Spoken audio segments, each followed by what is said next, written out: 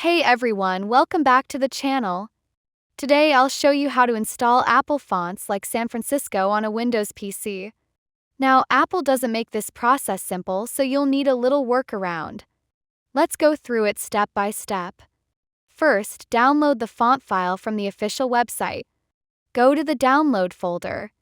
You'll notice it comes in a DMG format, which Windows can open directly. That's where a tool like 7-Zip or WinRAR comes in handy.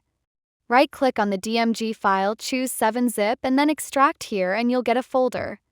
But don't stop there, you won't see the fonts yet. Go into the SF Pro Fonts package folder and again extract here with 7-Zip. Inside you'll find more files. Keep extracting each one as you go deeper. When you reach the payload folder, extract again. This will open another folder, extract one more time. Finally, inside the library folder, you'll see a fonts folder.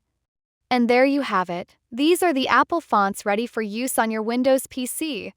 Takes a few extra steps, but once you install them, you'll be able to use Apple's clean and modern font style in your projects. If this video helped you out, don't forget to like the video. For more tech tips, subscribe the channel and press the notification button as well.